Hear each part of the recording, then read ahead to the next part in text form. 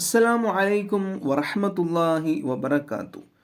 വിൽപ്പന സ്വപ്നം കണ്ടാൽ, അതായത് കച്ചവടം ഒരാൾ സ്വപ്നം കണ്ടാൽ അതിൻ്റെ വ്യാഖ്യാനം എന്തായിരിക്കും?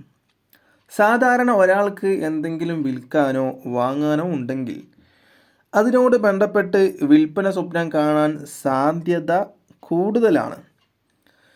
വീട് വിട്ടിട്ട് വേറെ വീട് വാങ്ങണം, അതുപോലെ സ്ഥലങ്ങൾ വിറ്റ് നമ്മുടെ ഒരുപാട് ആവശ്യങ്ങളുണ്ടാവും, ആ ആവശ്യങ്ങളൊക്കെ നിറവേറണം. അല്ലെങ്കിൽ ഒരു വാഹനം വിറ്റ് മറ്റൊരു നല്ല ഒരു വാഹനം വാങ്ങണം. ഇങ്ങനെയുള്ള പല വിൽപ്പനകളും നമ്മുടെ മുന്നിലുണ്ടാകും.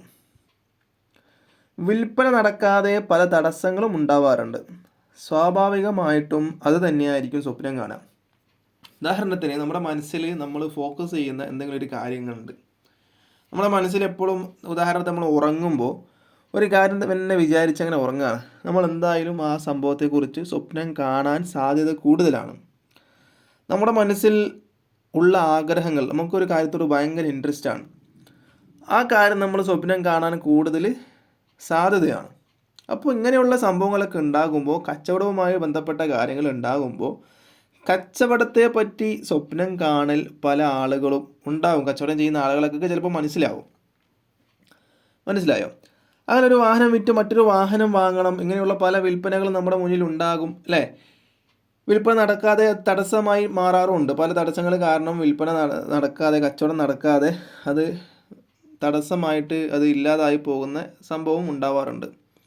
സ്വാഭാവികമായിട്ടും നമ്മൾ അങ്ങനെ വിചാരിച്ച് കിടക്കുമ്പോൾ, അത് വിചാരിച്ച് തന്നെ നടക്കുമ്പോൾ അത് തന്നെയായിരിക്കും സ്വപ്നത്തിൽ കാണുക. മഹാനായ നാബിൽസി റഹ്മത്തുള്ളാഹി അലൈഹി പറയുന്നു, ഒരാൾ ഒരു വസ്തു വിൽക്കുന്നതായിട്ട് സ്വപ്നം കണ്ടാൽ അതിൻ്റെ വ്യാഖ്യാനം കച്ചവടം തന്നെയാണ്. മനസ്സിലായോ? ഒരു സംഭവം വിൽക്കുകയോ അല്ലെങ്കിൽ വേറെ എന്തെങ്കിലും ചെയ്യുന്നത് കണ്ടു, കച്ചവടം ചെയ്യുന്നതായിട്ട് കണ്ടാൽ അതിൻ്റെ വ്യാഖ്യാനം കച്ചവടം തന്നെയാണ്. പല സ്വപ്നങ്ങളും അങ്ങനെയല്ല. നമ്മളിപ്പോൾ ഉദാഹരണത്തിന് നമ്മൾ മുന്നേ പറഞ്ഞ വീഡിയോയിൽ പറഞ്ഞതുപോലെ തന്നെ,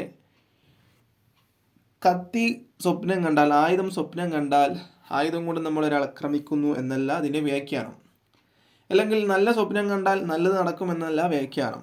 മോശം സ്വപ്നം കണ്ടാൽ മോശം തന്നെ നടക്കുമെന്നല്ല വ്യാഖ്യാനം. 90% അതിൻ്റെ വിപരീതമാണ് ഉണ്ടാവാറുള്ളത്. ഇതുപോലെ 10% മാത്രമേ ഇങ്ങനെയുള്ള വിൽപ്പന കണ്ട വിൽപ്പന തന്നെ നടക്കും, കച്ചവടം കണ്ട കച്ചവടം തന്നെ നടക്കും. അത് വളരെ ചുരുക്കം മാത്രമാണ്. അങ്ങനെ കച്ചവടം ഒരാൾ സ്വപ്നം കണ്ടാൽ കച്ചവടം തന്നെയാണ് അതിൻ്റെ വ്യാഖ്യാനം.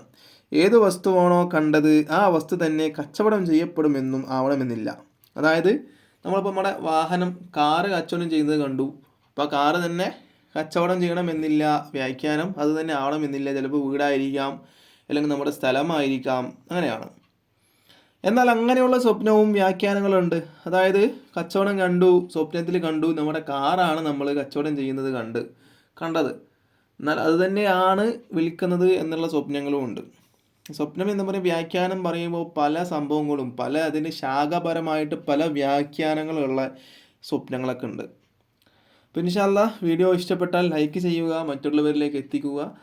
ഇതുപോലുള്ള വീഡിയോ ലഭിക്കാൻ വേണ്ടി ചാനൽ സബ്സ്ക്രൈബ് ചെയ്യുക. അസ്സലാമു അലൈക്കും വറഹ്മത്തുള്ളാഹി വബറകാതുഹു.